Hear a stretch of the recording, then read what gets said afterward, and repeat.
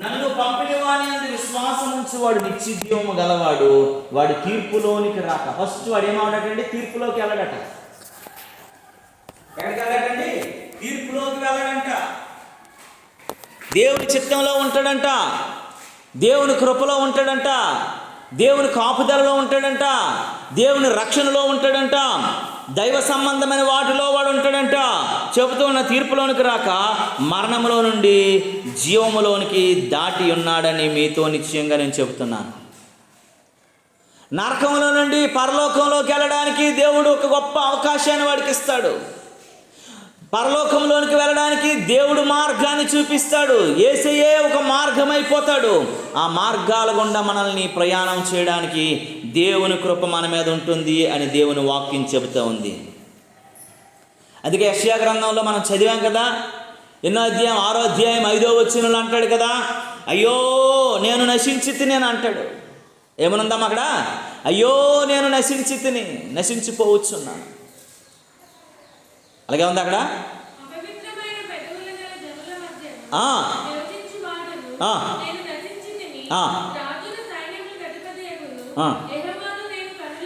చాలండి నేను నశించిపోతున్నాను ప్రభువా, నేను నశించాను, అపవిత్రమైనటువంటి మనుషుల మధ్య నేను బ్రతుకుతున్నాను, పవిత్ర రాజ్యంలోనికి వెళ్ళడానికి నేను వారసుడు కాలేకపోతున్నాను, నేను నశించిపోతున్న పరిస్థితుల్లో ఉన్నాను అని అంటున్నాడు. పిల్లరా, మరి మనము నశించిన వారిని వెతికి రక్షించటకే యేసు ప్రభు ఈ లోకానికి వచ్చాడు. కాబట్టి ఆ యేసు ప్రభువునందు నువ్వు విశ్వాసం ఉంచితే తప్ప నువ్వు నిత్య జీవము గలవారు కాలేవు అని దేవుని వాక్యం చెప్తా ఉంది. నిత్య జీవం గలవారం కావాలంటే మనం ఏం చేయాలి అని అంటే, ఒక వ్యక్తి అన్నాడు, యేసు ప్రభు వారి దగ్గరికి వచ్చాడు, నేను నిత్య జీవం గలవాడిని కావాలంటే నేను ఏం చేయాలా అని అంటే, నువ్వు ధర్మశాస్త్రాన్ని అంతటినీ పాటించు అని అన్నాడు. అతను ఎలా అంటాడా? మిక్కిలి ధనవంతుడు అంట ఆయన. నేను ధర్మశాస్త్రాన్ని చిన్నప్పటి నుంచి పాటిస్తున్నాను, నేను ఎలా ఉన్నానంటే నేను అన్ని ఆజ్ఞలన్నీ పాటించాను, నేను నరహత్య చేయలేదు, పొరుగువాంది ఏమి ఆశించలేదు, ఏ తప్పు చేయలేదు, ఏ అన్యాయం చేయలేదు, నీతిగానే ఉన్నాను, దేవునికి ఇవ్వవలసింది ఇస్తున్నాను, దేవుని దగ్గర తీసుకోవాల్సింది తీసుకుంటున్నాను, అన్నీ నమ్మకంగా ఉన్నాను. కాబట్టి నువ్వేం చేయాలంటే నీకు కలిగినదంతా కూడా నువ్వు బీదలకు ఇచ్చి నన్ను వెంబడించి అన్నాడట. వెంటనే ఏం రాలేదు, ధనవంతుడి నోటి నుంచి మాట రాకుండా అక్కడ నుండి ఆయన వెళ్ళిపోయాడంట. దేవుని దగ్గరికి నువ్వు రావాలంటే నీ దగ్గర ఉన్న దాన్ని పట్టుకుని వస్తే దేవుడు ఇష్టపడ్డు. కొత్తగా న్యూ లైఫ్ స్టార్ట్ చేయాలా, జీరో నుండి స్టార్ట్ చేయాలా. దేవుడు కావాల్సింది అంతా కూడా, నీకున్న ఆశీర్వాదం అంతా కూడా ఎలా ఉండాలంటే ఇది నాకు దేవుడు ఇచ్చాడు అని చెప్పగలగాల. మీరు ఎవరినైనా చూడండి, అబ్రహాము తన ఇంటిని, తన బంధువుల్ని, తనకున్న ఆస్తిని అంతటిని విడిచిపెట్టి తన దేశాన్ని విడిచిపెట్టి వచ్చాడు. ఎలీషా తనకున్న పొలాన్ని, తనకి ఎద్దుల్ని విడిచిపెట్టి వచ్చాడు. పేతురు శిష్యులందరూ తనకున్నటువంటి వలను విడిచిపెట్టి ఆయన వెంబడించారు. పౌలు తనకు అంత కలిగిందంతా కూడా వదిలేసుకొని దేవుని దగ్గరికి వచ్చాడు. దేవుడు మళ్ళీ నిన్ను స్టార్ట్ చేస్తాడు. ఈరోజు నువ్వు దేవుని సేవకు వచ్చావా, లేదా దేవునిలో ఉండడానికి వచ్చావా, నీకు అంతా పోయిందని బాధపడిపోక. ఎప్పుడు దేవుని ఆశీర్వాదం ఎలాగంటే, ఇహలోకంలో నీ ఆలోచనతో సంపాదించిందంతా కూడా దేవునికి అవసరం లేదు. దేవుడు నీకు ఇవ్వడం స్టార్ట్ చేస్తాడు చూసావా, మళ్ళీ నువ్వు మోడైపోతావు, మొజ్జైపోతావు. ఆ మొద్దైపోయినటువంటి పరిస్థితిలో మళ్ళీ దేవుడు నిన్ను సిగిరిస్తింపజేస్తాడు చూసావా. ఆ సిగిరించినటువంటి ఆశీర్వాదం ఎలా ఉంటుందంటే, ఫలాలు మామూలుగా ఉండవు. అవి ఆ ఫలాలు జనాలు చూస్తున్నప్పుడు, ప్రజలు చూస్తున్నప్పుడు, ఇవేమి ఫలాలు, విచిత్రమైన ఫలాల్లాగా ఉన్నాయే, వీరు ఫలించే విధానం ఏంటి, వీళ్ళు అనుభవిస్తున్న స్థితి ఏంటి, వీరి జీవన విధానం ఏంటి, వీరి యొక్క ఆశీర్వాదం ఏంటి, వీరి అభిషేకం ఏంటి అని చూసిన ప్రజలు ఎలాగటండి ఒక రకమైనటువంటి విభ్రాంతిలోకి వెళ్ళిపోతారంట. మొన్నటి వరకు బాగానే ఉండేవారే కృష్ణారావు గారు, ఈ మధ్య ఎటుందండి ఆయన బోర్డు సంపాదించాడు, కానీ ఆ సంపాదన అంతా పోయిందని మనం అందరం అనుకున్నాం. కానీ ఈ మధ్య ఆయన ఆశీర్వదించబడినటువంటి ఆశీర్వాదం చూస్తే కొత్తగా ఉంది, ఏదో మలుపు తిరిగినట్టు ఉంది. ఏంటి చేస్తున్నాడో అర్థం కావట్లేదు. ఆశీర్వాదాలు వెంబటి ఆశీర్వాదాలు వస్తున్నాయి, దీవెనలు వెంబట దీవెనలు వస్తున్నాయి, మేలులు వెంబట మేలులు జరుగుతూనే ఉన్నాయి.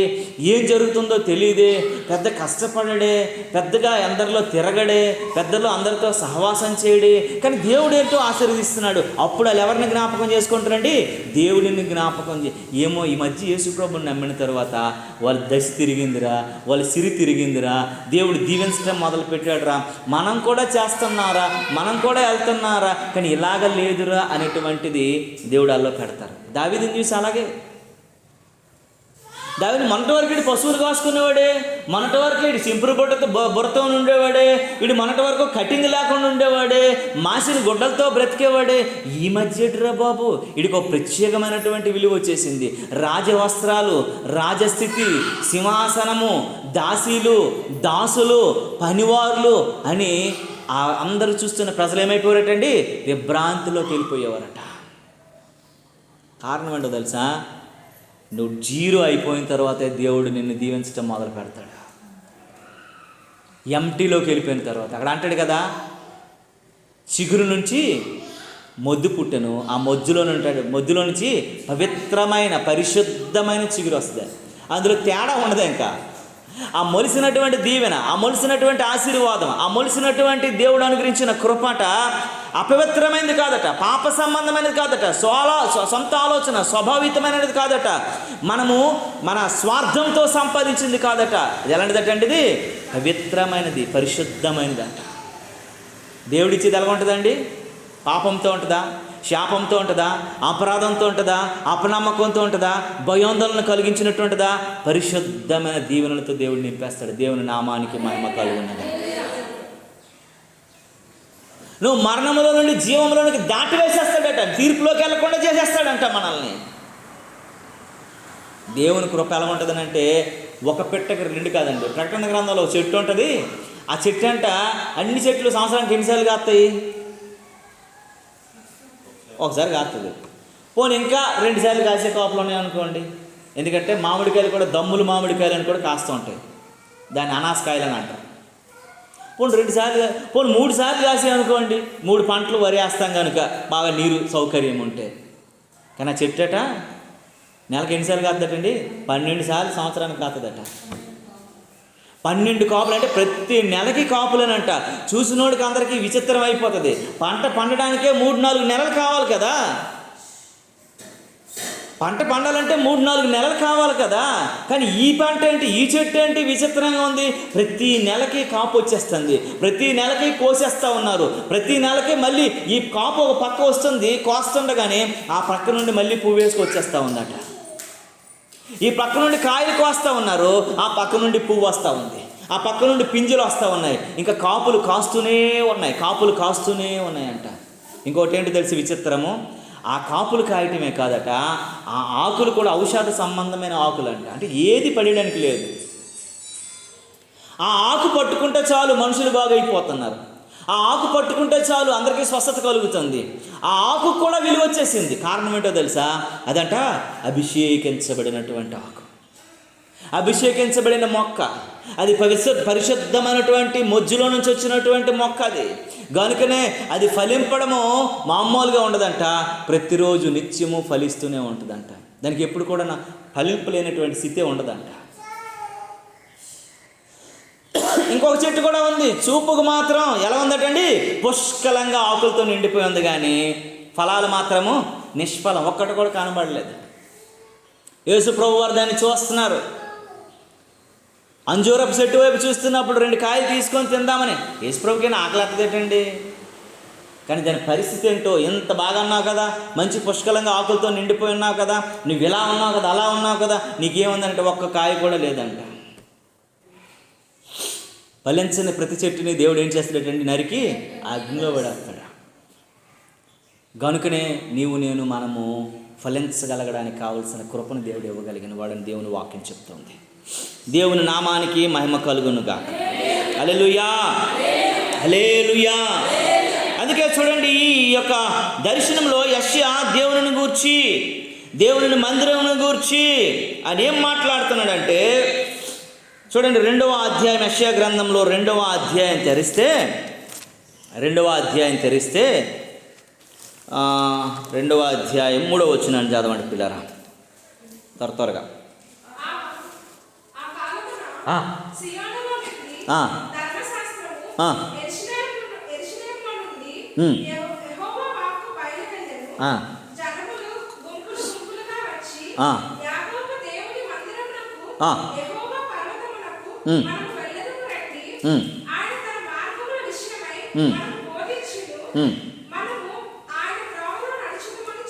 దేవునికి స్తోత్రము కలుగును. దేవుని మాటలు ఎలా ఉంటాయండి? ఆయన మార్గముల విషయమై, ఆయన త్రోవల విషయమై. నువ్వు దేవుని త్రోవలో నడవాలని, దేవుని మార్గంలో నిలిస్తేనే నీ ఫలింపు. నువ్వు దేవుని త్రోవ తప్పిపోయినట్లయితే తప్పిపోయిన కుమారులు లాంటి జీవితం అయిపోతుంది. దేవుని దగ్గరికంట ఒక కాకి వెళ్ళిందంట. కాకి వెళ్ళి, ప్రభువా ప్రభువా అంటే దేవుడా దేవుడు దాని భాషలో, దేవుడా దేవుడా నన్ను ఎందుకు దేవుడు ఎంత నల్లగా పుట్టించావు? అంశ చూడు ఎంత తెల్లగా ఉందో, ఒక మచ్చ అయినా ఒక డాగ్ అయినా ఏమైనా ఉందా అంశలో? అంశ అంత తెల్లగా అంత నీట్గా ఉంది కదా, నన్ను ఎందుకయ్యా నా ముక్కు నుంచి నా తోక వరకు కూడా నల్లగా సృష్టించావు? నాకు చూస్తూనే అసహ్యం వేస్తుంది అని చెప్పట అంశ అన్నారట. అయితే దేవుడు అన్నాడట, అమ్మ కాకి కాకి నన్ను అడిగితే పెట్టి అంశ దగ్గరికి వెళ్ళు, అంశ ఎంత ఆనందంగా ఉందో సంతోషంగా ఉందో అంశే చెప్తుంది అని అనిందట. అంశ దగ్గరికి వెళ్ళి కాకి అడిగిందంట, అంశ అంశ నువ్వు చాలా బాగున్నట్టు ఉన్నావు, తెల్లగా ఉన్నావు, చక్కగా ఉన్నావు, నేనైతే చాలా నల్లగా చూసావా ఎంత భయంకరంగా ఉన్నానంటే, నా బాధలు నీకేం తెలుసు కాకి, నువ్వు ఎక్కడైనా బతకగలవు, నిన్నెవడు పట్టుకోడు, నిన్నెవడు ముట్టుకోడు, నువ్వు స్వేచ్ఛగా ఉంటావు, నువ్వు బాగుంటావు. నా బాధలు ఇన్నన్నీ కాదు, నేను ఎంత బాధను అనుభవిస్తున్నానో నా దుఃఖం నీకు తెలియదు, నా బాధ నీకు తెలియదు, నా స్థితి నీకు తెలియదు, నేను ఎన్ని రకాలైనటువంటి బాధలు అనుభవిస్తున్నానో నీకు తెలియదు, ఈ యొక్క నీళ్ళు నేనున్నాను అనిందట. తర్వాత నెమల దగ్గరికి వెళ్ళమనిందట. నీకంటే దేవుడు అడిగాడట, అంశ ఏదో చెప్తుందండి, మరి నెమలు వెళ్ళిన అడుగుతానని దేవుడికి అడిగితే నెమల దగ్గరికి వెళ్ళిందంట. నెమలనిందంట, నువ్వేం చేస్తుంటావు, నన్ను ఇదిగో జూ పార్క్లో పెట్టేశారు, వచ్చిన వాళ్ళందరూ కూడా ఫోటోలు తీస్తున్నారు, నాతో ఆడుకుంటున్నారు, నాతో నవ్వుతున్నారు, కొంతమంది రాయిలు వేస్తున్నారు నా మీద, నా బాధ నీకు తెలియదని చెప్పేసి ఆ కాకితో నెమలు చెప్పిందంట. తర్వాత చిలక దగ్గరికి వెళ్ళిందంట. చిలక చిలక నీకు రంగు రంగులు ఇచ్చాడు దేవుడు, నాకైతే మాత్రము ఎలా ఉంచాడంటే ఒక నల్లగా ఉంచాడనిందంట. చిలక అనిందంట, పిచ్చిదనా నువ్వెంత స్వేచ్ఛగా ఉన్నావో, ఎంత బాగున్నావో, నేనైతే ఈ పంజరంలో నానా హింస అనుభవిస్తున్నాను.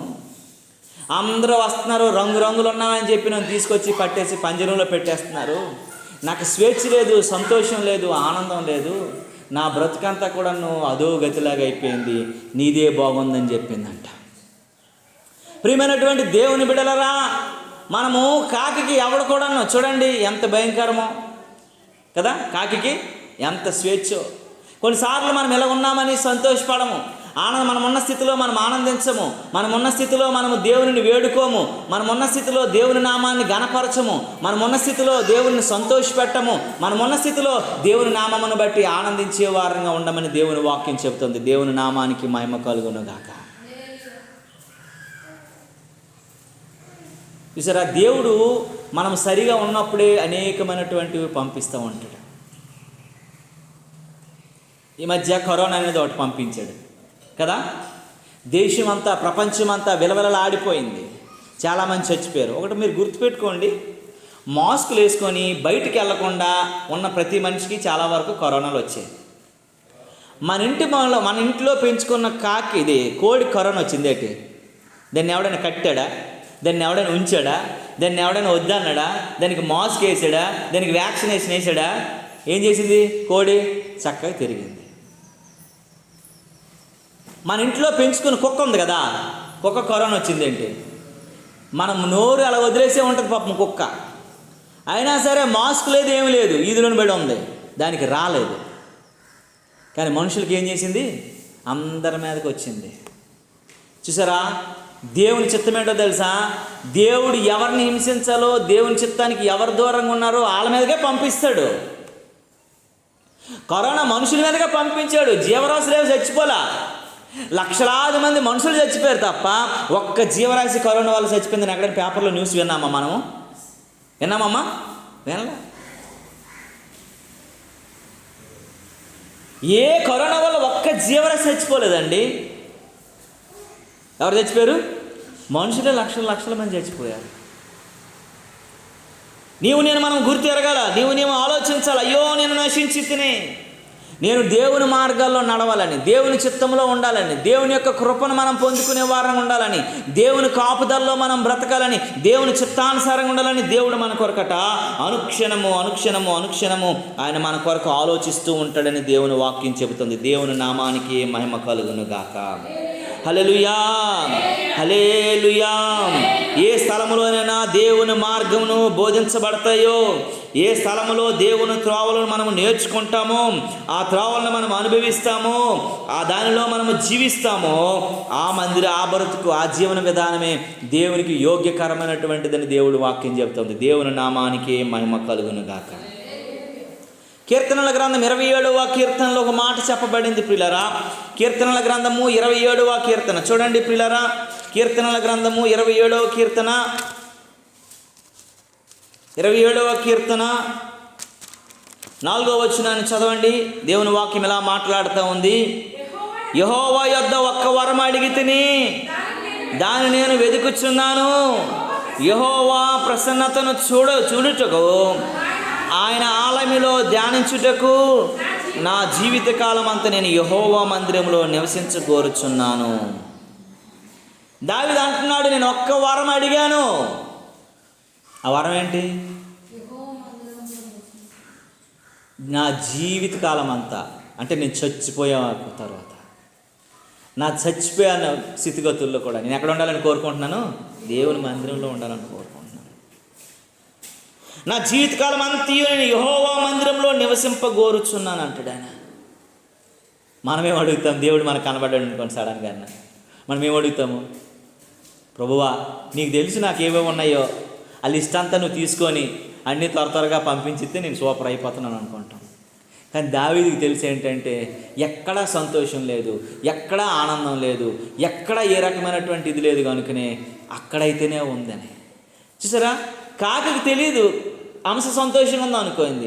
కాకికి తెలియదు ఏం సంతోషంగా ఉందో అనుకోండి, నెమల సంతోషంగా అనుకోండి. కాకికి తెలియదు చిలక సంతోషంగా ఉందనుకుంది. అవన్నీ ఒకటి జూ పార్కులో ఉంటే, ఇంకొకటి బోన్లో ఉంది, ఇంకొకటి పంజరంలో ఉంది. ఏం చేయాలో అర్థం కాని పరిస్థితిలో స్వేచ్ఛ లేనివిగా మిగిలిపోతున్న పరిస్థితిలో ఉన్నాయి. కానీ కాకే స్వేచ్ఛగా ఉంది. నోవాహు కాలం నుంచి స్వేచ్ఛగానే ఉంది కాకి. సరే, అన్నీ ఉన్నప్పటికీ కూడాను నోవాహు కాకినే పంపించాడు. చూసావా, ఇక్కడ చిలకలు ఉన్నాయి, పావురాలు ఉన్నాయి, ఇంకా బోల్డెన్ ఉన్నాయి. జతలుగా వస్తే ఎవరిని పంపించాడు? కాకిని పంపించాడు.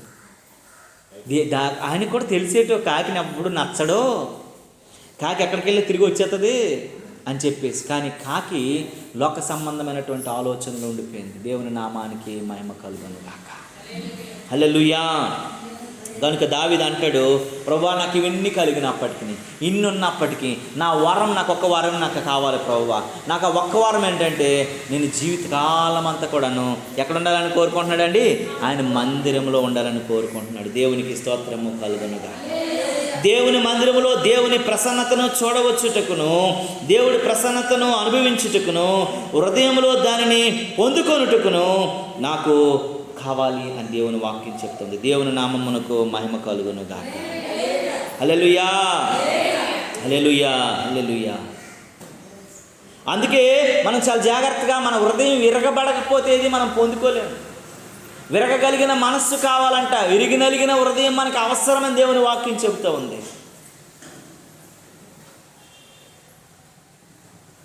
పగలని నేల పంటనివ్వదట, పగలని నేల పంటనివ్వదట.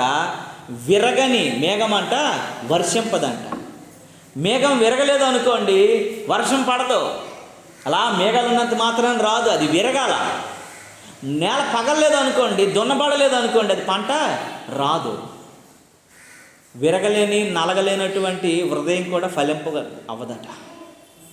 విరగలేనటువంటి మరి ఉండలేనటువంటి హృదయం కూడా ఫలింపబడదని దేవుని వాక్యం చెప్తుంది. దేవుని నామానికి మహిమ కలుగునుగాక. పగలని క్రైస్తవుని హృదయము ఫలించదు ఎప్పుడండి.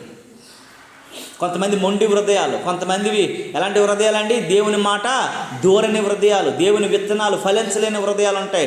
వాటిని ఎప్పుడు కూడా ఫలభరితాన్ని చూడలేనటువంటి వాటిగా మిగిలిపోతాయి. దేవుని నామానికి మహిమ కలుగునుగా.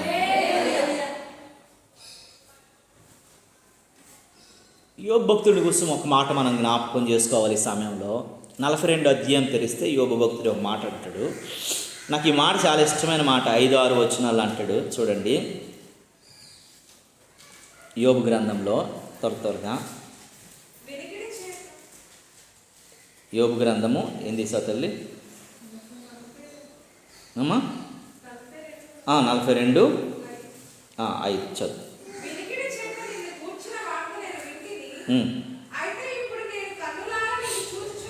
చూడండి, నేను ఇంతకుముందు ఎన్నో మాటలు దేవుడు ఇలాంటోడు, గొప్పోడు, ఆశ్చర్యకరుడు, ఆలోచనకర్త, నిత్యుడగు తండ్రి, సమాధానకర్త, యోగ అధిపతి, ఆయనకు అసాధ్యమైనది ఏమి లేదు, సమస్తము సాధ్యమనట నేను వినికిడి చేత అనేకమైన మాటలు నేను విన్నాను.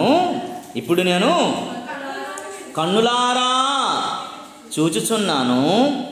కావున నన్ను నేను అసహించుకొని ధూళిలోను బూడిదలోనూ పడి పశ్చాత్తాపపడుచున్నాను. దేవునికి స్తోత్రము కలుగునుగా.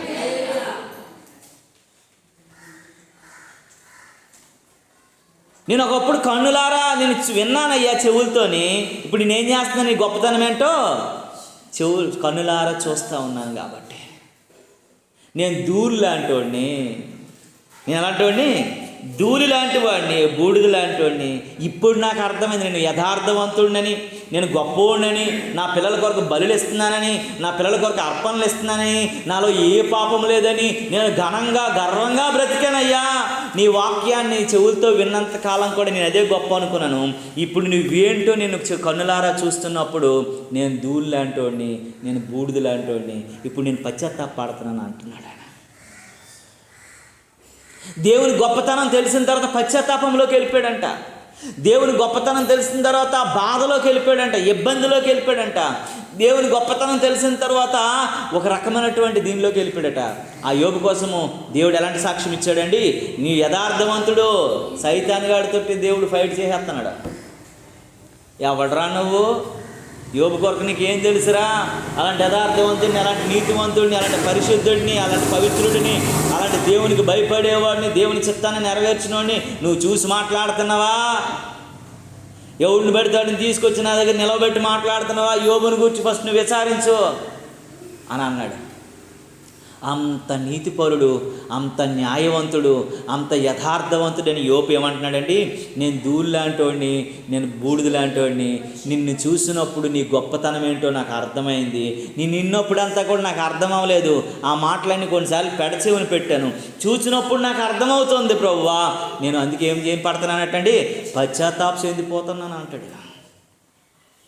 విరిగిన మనసు ఎప్పుడు వచ్చేస్తుందటండి? విరిగిపోయిందంట ఆయన మనసు, బద్దలైపోయిందంట. ప్రభువా నేను ఎంత అయోగ్యుడిని, అసమర్థుడిని, అర్థం చేసుకోలేని వాడినా అని చెప్పేసి 2 రొట్లు, 5 రొట్లు 2 చిన్న చేపలు ఆ పిల్లోడికి వాళ్ళ అమ్మ క్యారేజ్ కట్టింది కదా. ప్రార్థనకి వెళ్ళడానికి ఎన్ని రొట్లమ్మా? 5 రొట్లు 2 చిన్న చేపలు కట్టింది. ఎంతమంది కోసం కట్టింది అది? ఆ క్యారేజ్ ఒక బాబు కోసం కట్టింది. 5,000 మంది కోసమా, ఒక బాబు కోసమా? కరెక్ట్గా చెప్పాలా? ఒక బాబు కోసం కట్టింది. అది విరవగానే ఆ రొట్టి విరవగానే ఎంతమందికి ఆహారం అయింది? నువ్వు విరవబడినంత కాలం కూడా, నువ్వు విరవబడగలిగిన నలగబడినంత కాలం కూడా, నువ్వు విరగబడిన హృదయం కానప్పుడు అంత కూడాను నువ్వెవడికి ఉపయోగకరంగానే ఆశీర్వాదకరంగా ఉండవు. రొట్టి విరవక ముందు ఒక్కడికి మాత్రమే ఆహారం, వాడు ఒక్కడికి మాత్రమే ఆకలి తీర్చగలిగింది, వాడు ఒక్కడికి మాత్రమే దీవెనకరంగా ఉంది. రొట్టి ఎప్పుడైతే ఇరవబడిందో ఎంతమందికి అండి? 5,000 మందికి ఆహారంగా పనిచేసింది, ఆశీర్వదించబడింది.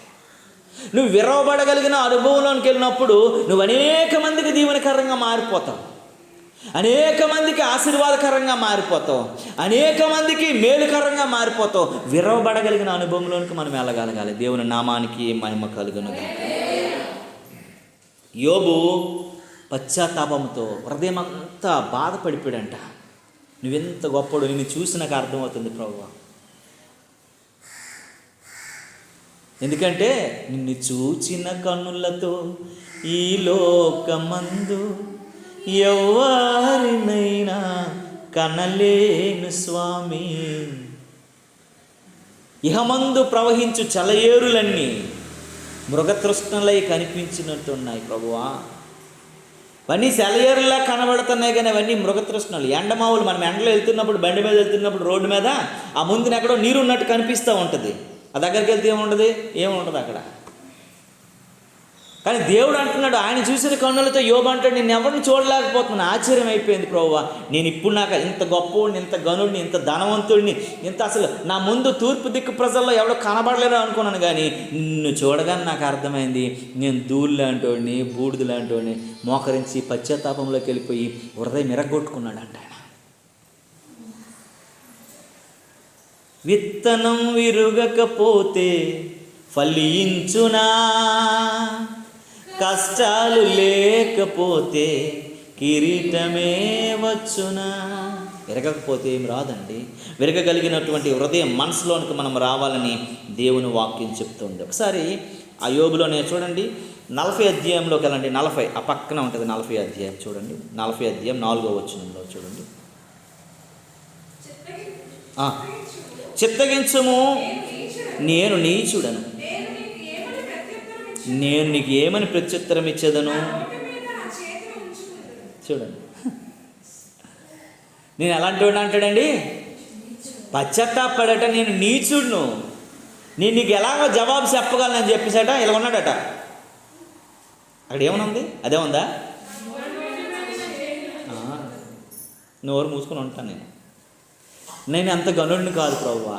నా ఊహల్లో నేను గనుడిని అనుకున్నాను, నా ఊహల్లో నేను గొప్పవాడిని అనుకున్నాను, నేను అందరు చెబుతున్నప్పుడు నేను ఎలాంటి వాడిని అనుకున్నాను. నిన్ను కన్నులారు చూడగానే అర్థమైంది ప్రభువా, నీ గొప్పతనం చూసిన తర్వాత నేను ఎందుకు పనికిరానివాడని నాకు తెలిసిపోయింది.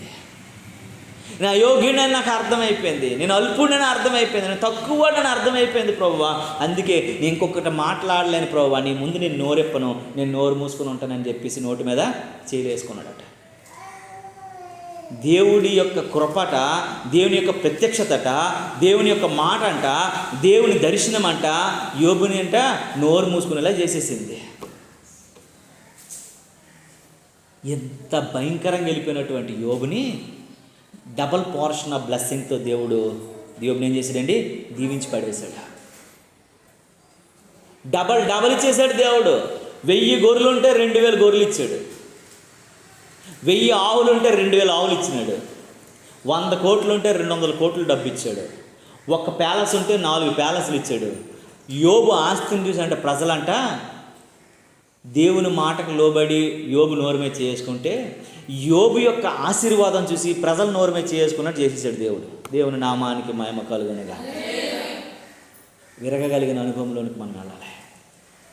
నువ్వు విరిగితే దేవుడు అనేక మందిని నేను ఆశీర్వాదంగా మార్చేస్తాడు, అనేక మందికి దీవెనకరంగా మార్చేస్తాడు, అనేక మందికి మేలుకరంగా మార్చేస్తాడు, అనేక మందికి నీవు నీ గొప్పతనం తెలుసుకునేటట్లు దేవుడు మార్చేస్తాడండి. నువ్వు విరగగలిగిన అనుభవంలోనికి కానీ వస్తే నీ బ్రతుకుని అనేక మందికి ఎలాగుంటుందనంటే ఏంటో అక్కడికి వెళ్ళాలనిపిస్తుంది, ఆ మనిషిని కలవాలనిపిస్తుంది, ఆ మనిషితో మాట్లాడాలనిపిస్తుంది, ఆ మనిషిని చూడాలనిపిస్తుంది, ఆ మనిషితో సహవాసం చేయాలనిపిస్తుంది, ఆ మనిషి దగ్గర పని చేయాలనిపిస్తుంది. ఆ మనిషి రూపాయి ఇచ్చినా సరే 100 రూపాయల పని ఇవ్వాలా, కానీ రూపాయి ఇచ్చినా సరే ఆ మనిషి ఇచ్చిన దాన్ని బట్టి నేను సంతోషిస్తున్నానండి అనేటువంటి ఆప్యాయతల్లోకి నడిపించేస్తారట.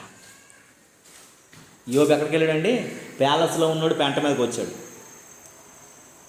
ఎక్కడ ఉండేవాడు యోబు? ప్యాలెస్లో ఉండేవాడు, రాజమందిరంలో ఉండేవాడు, మ్యాన్షన్లో ఉండేవాడు. అసలు ఆస్తి ఎక్కడెక్కడ ఉందో హద్దులు తెలియనంత గొప్పవాడు ఆయన. ఎక్కడికి వచ్చాడంటే అన్ని కోల్పోయి పెంట మీద కూర్చున్నాడు. ఆ పెంట మీద ఖాళీగా ఉన్నాడా?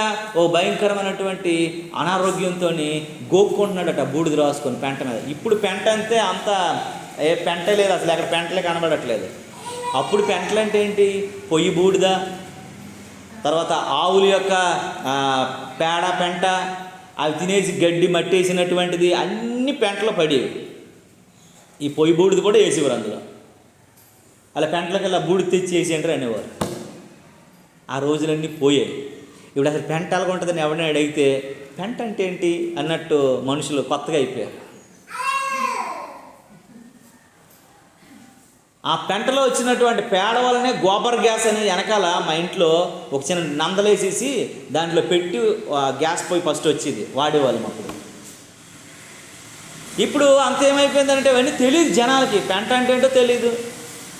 డస్ట్బిన్ అట ఏంటంటే తెలుస్తుంది దీక్షి, డస్ట్బిన్ అక్కడేముంటుంది, డస్ట్బిన్ ఉంటుంది కదా, వీళ్ళు చెప్తారనమాట ఆ బిన్నులోకి వచ్చేసరిలో.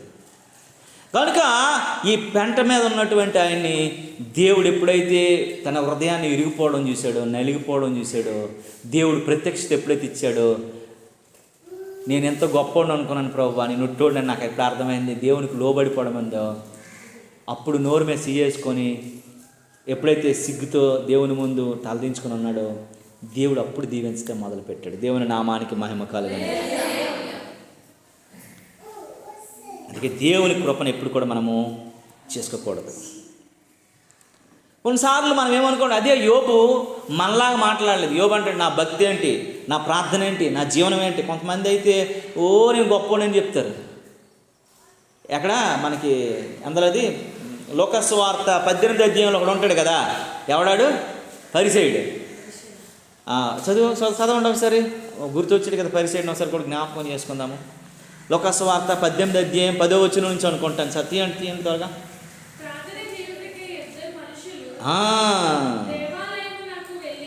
ప్రార్థన చేయుటకే ఇద్దరు మనుషులు దేవాలయమునకు వెళ్ళిరి. వాళ్ళలో ఒకడు పరిసయ్యుడు, ఒకడు సొంకరి. చదువమ్మా.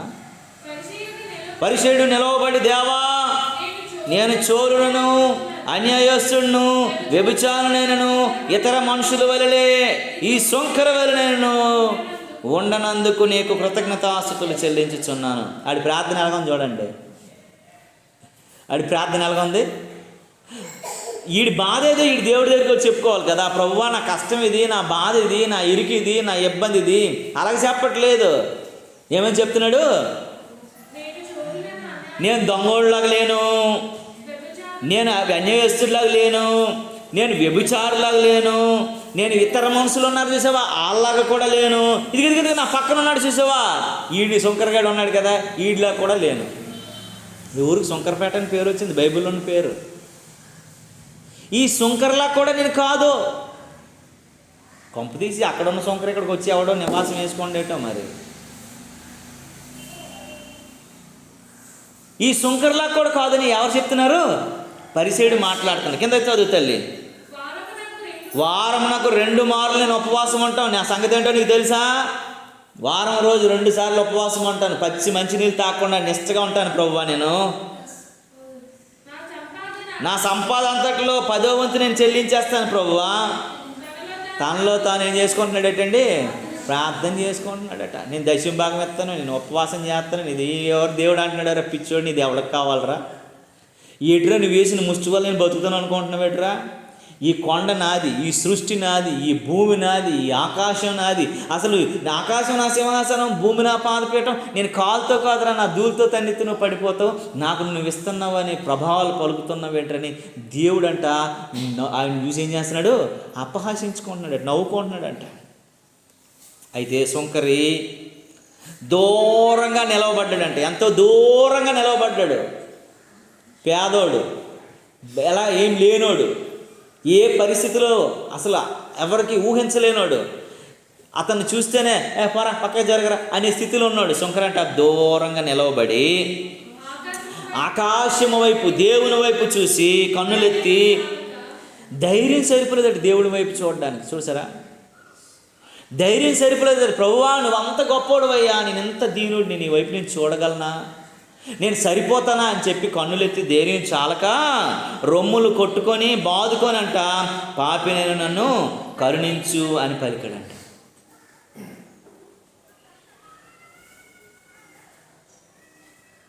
పాపినైన నన్ను కరుణించు అని పలకగానే 14వ వచనం, అతని కంటే ఇతడు నీతిమంతుడిగా తీర్చిదిద్దబడి తన ఇంటికి వెళ్ళిన నీతో చెప్పుచున్నాను, తనను తాను హెచ్చించుకునేవాడు తగ్గించబడును, తనను తాను తగ్గించుకునేవాడు హెచ్చించబడును.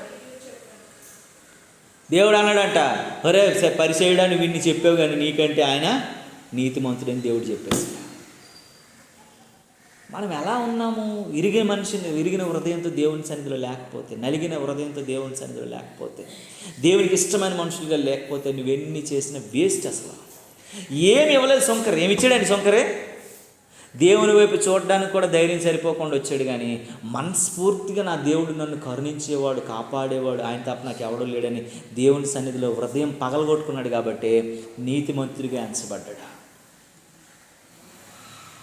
అసలు ఒరిజినల్గా అయితే నేను వారానికి 2 సార్లు ఉపవాసం ఉంటున్నానని చెప్పినోడి కంటే ఈయన రోజు ఉపవాసం చేస్తున్నాడు ఆకలి దప్పులతో. నువ్వు దేవునిలో విరిగిపోతే, దేవునిలో నలిగిపోతే, దేవుని చిత్తం నువ్వు అప్పగించబడితే దేవుని దీవెన మామూలుగా ఉండదట. నువ్వు అయోగ్యుడివు, అల్పుడు, యోగ్యత లేనివాడు అయినప్పటికీ కూడా దేవుని కృప నీ మీద దేవుడిచ్చేస్తాడు. దేవుని నామానికి మహిమ కలుగునుగా. హల్లెలూయా.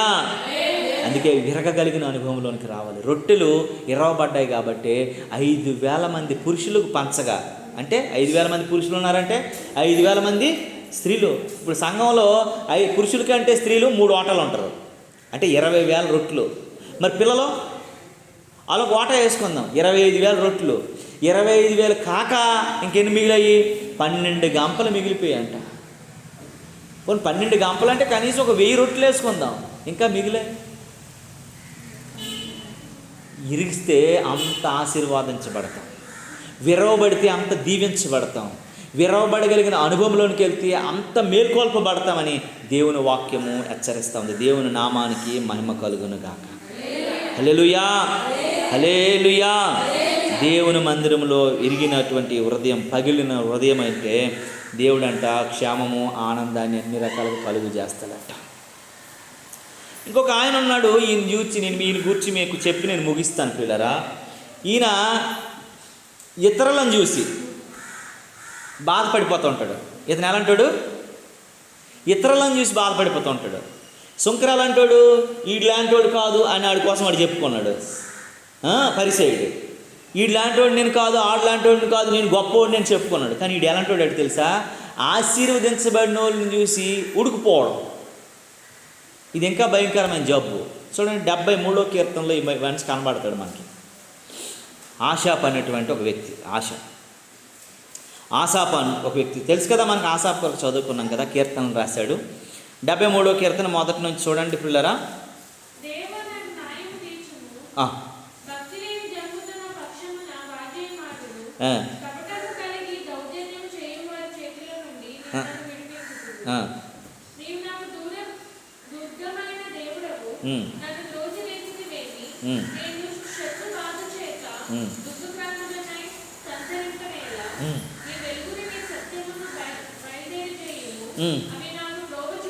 చాలండి. ఇక్కడ ఈ మాటలన్నీ మనం చదువుకుంటూ వెళ్తే ఆయన చెప్తున్న మాట, ఆసాపు హృదయంలో ఆయన చాలా ఆయాసంతో నిండిపోయాడంట. హృదయం ఏముంది? ఇంకా ఆయాసం, బాధ, దుఃఖం. ఏంటట?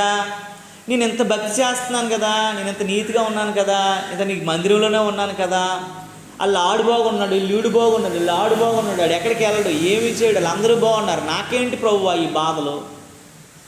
ఆడిని నాశనం చేసి, ఈడిని నాశనం చేసి, ఆడు ఇలా ఉండకూడదు, ఈడు ఇలా ఉండకూడదు అని చెప్పేసట వీడు ప్రార్థన చేస్తున్నాడు ఆశాప్ రాజు. ఎక్కడుండి?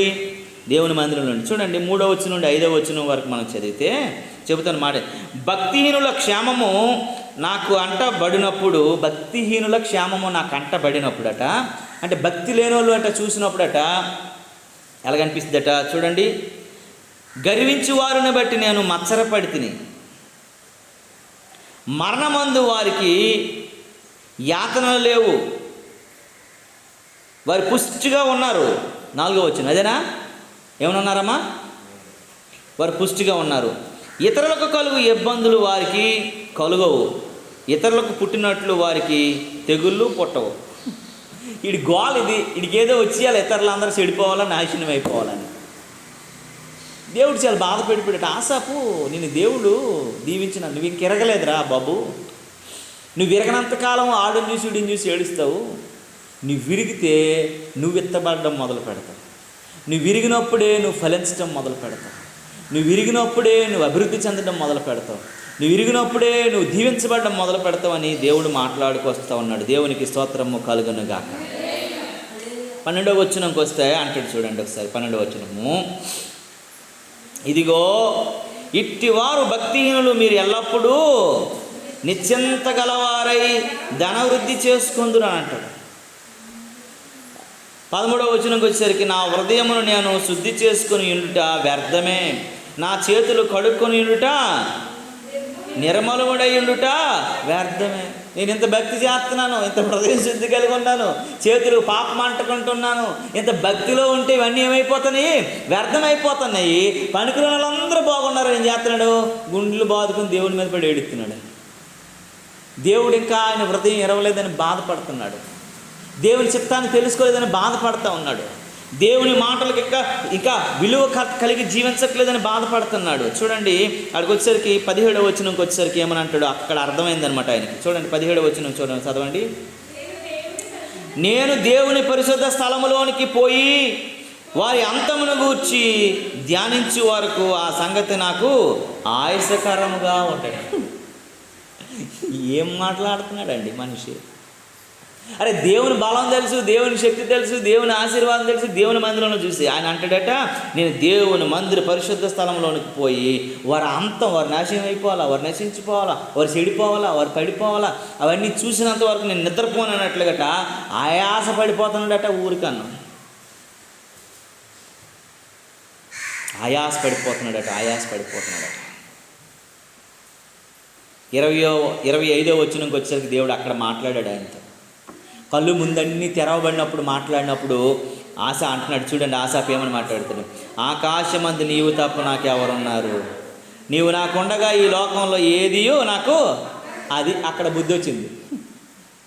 ఆకాశమందు నీవు తప్ప నాకెవరున్నారు నా ప్రభు, ఆకాశమందు నీవు తప్ప నాకెవరున్నారు నా ప్రభు.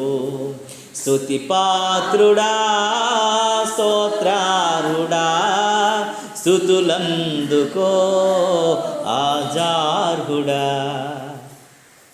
అక్కడికి వచ్చేసరికి దేవుని యొక్క కృప అంత అర్థమైన తర్వాత మాట్లాడతాడు. 17వ వచనంలో అంటాడు, వాళ్ళందరూ నాశనం అయిపోవాలి నేను చూస్తాను, వాళ్ళందరూ నశించిపోవాలి నేను చూస్తాను, వాళ్ళు పని పడతాను, దేవుని మందిరంలోకి వెళ్ళి దేవునికి ప్రార్థన చేస్తాను అనేవాడు. తరువాత వచనాల్లో దేవుడు మాట్లాడితే, అది కాదురా బాబు, నీ కొరకు నువ్వు వేడురా, నీ కొరకు ఆలోచించురా బాబు అని అంటే 25వ వచనంలో దేవుడు ఆయన మాట్లాడతాడు. ఏమని మాట్లాడుతున్నాడంటే, ఆకాశం అది ప్రభువా, నీవు తప్ప నాకు ఎవ్వడొద్దు, నీవు నాకుండగా లోకంలో అసలు నాకు ఏది అక్కర్లేదు ప్రభువా, నాకొద్దు, అట్ల మీద అసహ్యం కలిగేసింది అన్న స్థితికి ఆశకు వచ్చేసేది. నువ్వు విరగలిగినటువంటి స్థితిలోకి వస్తే ఏదైతే లేదని బాధపడతామో, ఏదైతే రాదని బాధపడతామో, ఏదైతే పొందుకోలేదని బాధపడతామో, ఏదైతే అనుభవించలేదని బాధపడతామో, ఏదైతే మనకి అక్కడికి రావట్లేదని బాధపడతామో, దేనిని బట్టి మనం గొప్పలం కాలేకపోతున్నామని బాధపడతామో, నీ హృదయం అయితే ఎప్పుడైతే ఎరగబడుతుందో అప్పుడు అది నాకు అవసరం లేదని స్థితికి వెళ్ళిపోతాం మనం. దేవునికి స్తోత్రం కలుగును. ఆశ రాజు ఆశాపు అంటాడు, వాళ్ళందరి పని నేను పడతాను. ఏమని మాట్లాడుతున్నా 17వ వచనంలో ఆయన మాటలు వింటే మనకు గుండె జబ్బు వచ్చేస్తుంది. కానీ 25కి వచ్చేసరికి ఆయన మాటలు వింటే ఇలా మారిపోయాడు అనేటువంటి. ఇక్కడ అంటాడు చూడండి, నేను దేవుని పరిశుద్ధ స్థలంలోనికి పోయి వారి అంతమును గూర్చి ధ్యానించే వరకు ఆ సంగతి నాకు అంటే ఆయాసకరం అయిపోయిందంట. వాళ్ళని గూర్చి దేవుని దగ్గర చెప్పినంత వరకు, ఆ వినాశనం వాళ్ళకి జరిగినంత వరకు నేను నిద్రపోను, వాళ్ళ గుండెల్లో నిద్రపోతాను అన్నటువంటి ఆశాపు 25కి వచ్చేసరికి, ప్రభువా నాకు ఈ లోకంలో ఏది వద్దు ప్రభువా, నాకు ఎక్కర్లేదు ప్రభువా, నీ ఉంటే నాకు చాలు. ఎరగగలిగినటువంటి అనుభవంలోనికి వస్తే ఇవన్నీ అవసరం ఉండవు. ఆ ఇరగలిగే మనసు మనం పొందుకునే వారంగా ఉండాలి. ఆ ఇరగలిగే కృపను మనం పొందుకునే వారంగా ఉండాలి. ఆ ఇరగలిగినటువంటి స్థితిని మనం పొందుకునే వారంగా ఉండాలి. యెషయా అందుకే మరణములో నుండి జీవంలోనికి నడిపించగలిగిన అనుభవంలోనికి వచ్చాడండి. జీవంలో నుంచి, పుట్టుక నుంచి చావు వరకు కాదట, ఇరగబడినటువంటి మరణపు అనుభవంలో నుంచి ఫలించగలిగినటువంటి ఆ జీవపు అనుభవంలోనికి వచ్చాడు. దేవుని నామానికి మహిమ కలుగును. మనం ఇరగగలిగినటువంటి అనుభవంలోకి వెళ్తే అప్పుడు ఫలాలు ఫలించడానికి దేవుడు మార్గాలు తెరుస్తూ ఉంటాడు. దేవుని పూర్తిగా మనం ఏమైపోవాలంటండి, సమర్పించబడాలి. పూర్తిగా ఏమైపోవాలండి. చూసారా, ఒక భార్య భర్తలు ఇద్దరు ఉన్నారు. వాళ్ళు ఫస్ట్ పెళ్ళికి తెలుసుకున్నంత వరకును ఆమె ఇల్లు ఈమెకు తెలియదు, ఈమె ఇల్లు ఆయనకు తెలియదు. ఆ భార్య బిడ్డలు వారి కుటుంబముల గురించి కానీ, ఆమె వ్యక్తిగత జీవితం గురించి కానీ, ఆమె అభిప్రాయాలు కానీ ఏమేమి తెలుస్తాయండి. ఆమె ఎక్కడో బతుకుతుంది, ఈయన ఎక్కడో బతుకుతాడు. వాళ్ళ ఆలోచనలు వేరు, మనస్తత్వాలు వేరు, ఊహలు వేరు, మరి ప్రతిదీ వారి పనులు వేరు, వారి ఆహార విధానం వేరు, వారి మాట తీరు వేరు, అన్నీ వేరువేరుగా ఉంటాయి.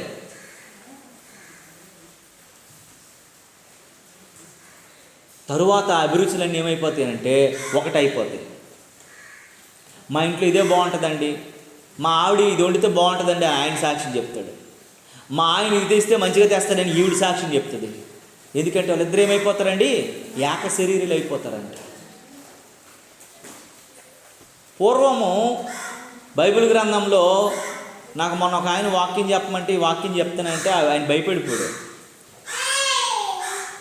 ఏంటంటే మనం చాలాసార్లు ఎన్నాలంటే పెళ్లి చేసేసిన తర్వాత ఒక వన్ ఇయర్ అంటే ఒక సంవత్సరం పాటు ఆ భార్యని భర్తని స్వేచ్ఛగా వదిలేసేవారంట. ఇప్పుడేం చేస్తున్నారు, పెళ్ళైన 3 రోజులు కూడా ఎవడి పైన కాడు వెళ్ళిపోతున్నాడు. అందుకే ప్రేమలు, ఆప్యాయతలు, అనురాగాలు ఏం లేవు భార్య భర్తల మధ్య. ఎలా బతుకుతున్నారంటే వాట్సాప్ జీవితం అయిపోయింది. హలో, తిన్నావా, ఉన్నావా. ఒకప్పుడు ఎలా ఉండేది, భార్య కొంచెం తినేసి, భర్త కొంచెం తినేసి భార్యకి ఆ ప్లేట్లో కొంచెం వదిలితే ఆ భార్య ఆ ప్లేట్లో మరికొంచెం అన్నం వేసుకొని తినేటువంటి స్థితి ఉండేది. ఇప్పుడేం చేస్తుంది, నేను తినేసాను, నీ ప్లేట్ ఎదుగో డైనింగ్ టేబుల్ మీద ఉంది, వచ్చి తినాలంటే తిను, లేదంటే నువ్వే ఫ్రిడ్జ్లో పెట్టి పడుకురా అబ్బాయి అని చెప్తుంది ఇక్కడ. అంతే. నేను మా ఇంట్లో తిని చాలా రోజులు అయిపోతూ ఉంటుంది. ఎందుకంటే రోజు ఊరి మీద పడే తింటాను అన్నాను. ఏ ఊరు వెళ్తే అలా అక్కడ వండుతున్నారు రకరకాలైనటువంటి, కానీ చాలా తక్కువ తింటున్నాను. ఎందుకంటే పిల్లరా, మనం ప్రేమ ఆప్యాయతలు మనం కోల్పోయిన వారంగా ఉంటే, ప్రేమ ఆప్యాయతలు మనం సన్నగిల్లిపోయిన వారంగా ఉంటే దేవుని చిత్తాన్ని తెలుసుకోలేమంట. ఆ భార్య వచ్చినంత వరకు కూడా, భర్త వచ్చినంత వరకు కూడా భార్య చెంబుతో నీళ్ళు పట్టుకుని ఉండేది. ఆయన చెంబుతో నీళ్ళు ఇచ్చిన తర్వాత ఆయన తీసుకోలేక కాదు, కడుక్కొని వచ్చి అప్పుడు అన్నం పెట్టిన తర్వాత అంతవరకు ఆమె అన్నీ వడ్డించి అతను తినేసిన తర్వాత కొంచెం అన్నం వదిలేస్తే అన్నంలో ఆమె వేసుకొని తినే రోజులు పోయి ఇప్పుడు ఎలాగైపోయిందంటే ఈ జొమాటోలు టమాటాలు వచ్చిన తర్వాత నువ్వు బుక్ చేసుకోరా బాబు అనే స్థితికి వచ్చేసాను. ఈమెయిల్ పోయి షాపింగ్ మాల్లో ఉంటుంది. వైజాగ్లో అయితే మీరు నమ్మరండి, చాలామంది భార్యలు వంటలు చేయడం మానేశారు. అక్కడ చాలామందికి నేను ఫోన్ చేసి చెప్తే జొమాటో బుక్ చేశాను బ్రదరు, వచ్చేస్తుంది 10 నిమిషాలు, సిస్టర్ గారు షాపింగ్ మాల్కి వెళ్ళారని చెప్తాను. ఓర్ని దోంపదేగా అనుకున్నాను. ఎందుకంటే ఈ షాపింగ్ మాల్లోకి వెళ్ళిన తర్వాత తెమలరు కదా. తర్వాత ఎలా ఉంటుందనంటే అందులోకి వెళ్ళిన తర్వాత వీళ్ళు పరలోకంలోకి వెళ్ళి మళ్ళీ ఎప్పుడు వస్తామన్నట్టు ఉంటుంది. ఒకదానికి సెట్ అవ్వరాలు, అన్నీ చూసి ఫస్ట్ తీసిందే కొనుక్కుంటారు. పాప మా సంగతి వాళ్ళకి తెలుసు, కానీ మొత్తం తిరగేయించేసి మడతలేంచేసి ఇప్పేసి నలిపేసి ఆ నాన్న హింసల అమ్మినోడికి పెట్టేసిన తర్వాత ఆ మొదట తీసింది అదే బాగుంది అనుకుని పట్టుకుని వచ్చేస్తారు ఇలా. కారణం ఏంటంటే సాటిస్ఫాక్షన్ లేని జీవితం. కనుక ప్రియులరా, ఆసాపు జీవితంలో కూడా ఆలిదైపోవాలా, ఈలిదైపోవాలా, ఇలా ఉండాలా, ఇలా ఉండాలి అనుకునేవాడు చివరికి అంటాడు, ఆకాశమందు నీవు తప్ప నాకు ఎవరున్నారు ప్రభువా, ఈ లోకంలో ఉంది నాకు ఏది కూడా అక్కర్లేదు, నీవు మాత్రమే కావాలని కోరుకునే స్థితికి వచ్చాడు. ఎప్పుడంటే హృదయం ఇరిగినప్పుడు. ఒక మాట చెప్పి నేను ముగిస్తాను. చూడండి పిల్లరా, సమూయేలు మొదటి గ్రంథము చూడండి. సమూయేలు మొదటి గ్రంథము తెరవండి. సమూయేలు మొదటి గ్రంథము 2వ అధ్యాయం తెరవమ్మా. 30వ వచనం చదువు. ఆ,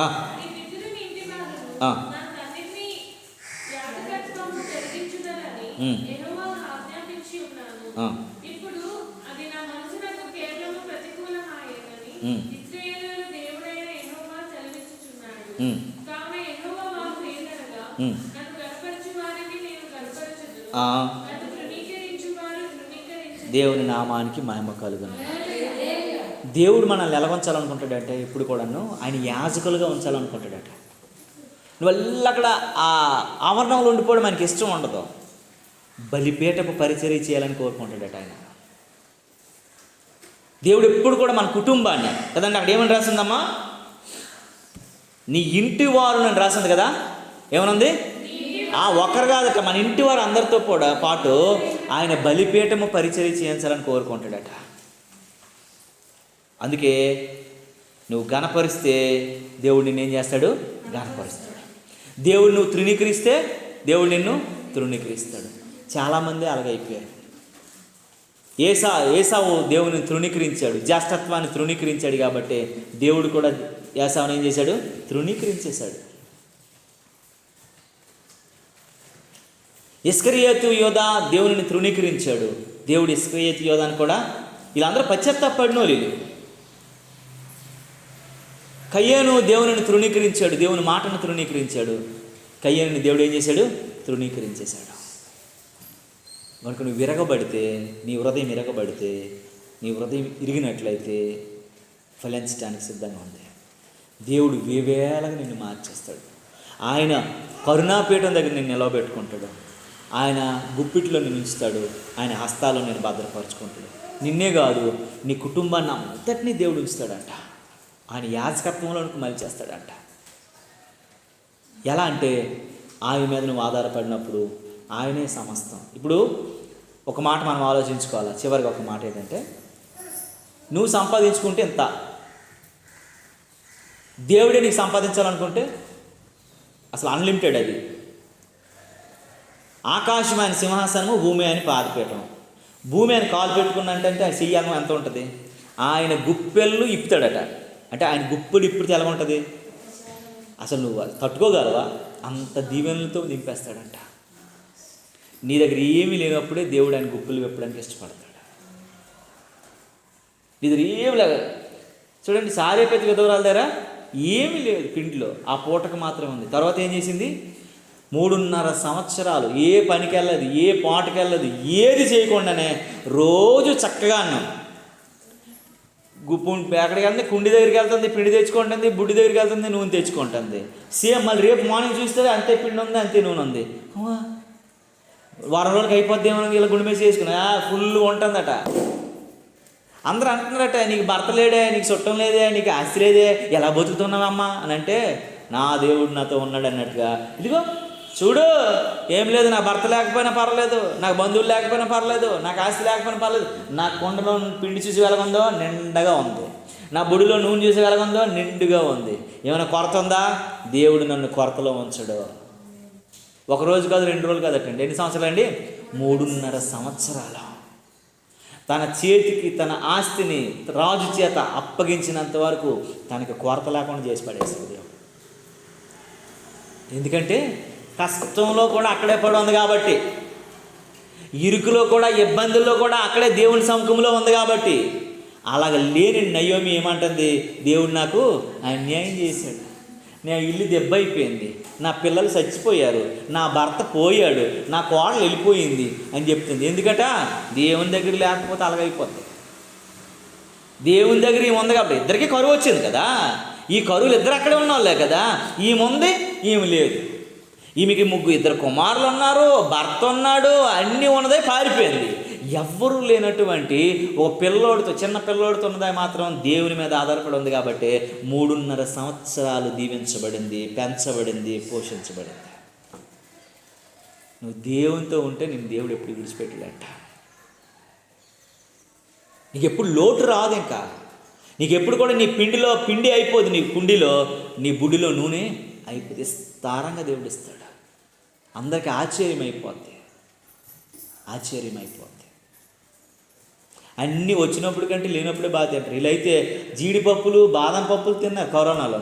చాలామంది తిండి లేదు కానీ అప్పుడు పని లేదు, ఆఫీసు లేదు, ఏమండి ఇంట్లోనే రోజు చపాతీలు చేసుకుండేవారు. మధ్యాహ్నం అయితే సాయంత్రం చక్కగా తినేవారు. దేవుడు ఇప్పుడు కూడా మనకేం చేయడు, లోడ్ చేయడండి. దీవించబడడం అంటే ఏంటనుకుంటున్నారు, ఎప్పుడు మనకు లోటు లేకుండా వస్తాడు. కనుక నీవు నేను మనం ఎలా ఉన్నాం అలా ఆలోచించాలి. నీవు మరణము నుండి ప్రారంభించాలి నీ జీవము. నువ్వు ఇరగబడిన అనుభవంలో నుంచి వెళ్ళగలగాలి.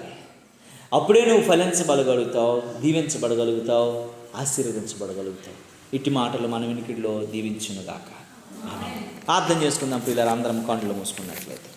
పరిశుద్ధుడా, జీవము కలిగిన మా యేసయ్య, నీకే వందనాలు, స్తోత్రాలు, స్తుతులు చెల్లిస్తాం. నీ కృప, నీ కరుణ, నీ కాపుదల, నీ వాత్సల్యత మాకు అనుగ్రహించు ప్రభువా. నీ సన్నిధి తోడు మాకు ఇయ్యు ప్రభువా. నీ ప్రసన్నత మాకు ఇయ్యు ప్రభు అని మనం ఒక్కసారి హృదయాలు తెరిచి ప్రార్థన చేద్దాము. పరిశుద్ధుడా నాయన, నేను ఇంకా ప్రభువా నా జీవితంలో సుంకర్లాగా ఉన్నానేమో నాయన, ఇంకా నేను ప్రభువా నా జీవితంలో నాయన ఇంకా నేను ఆశాపులాగా ఉన్నానేమో ప్రభువా.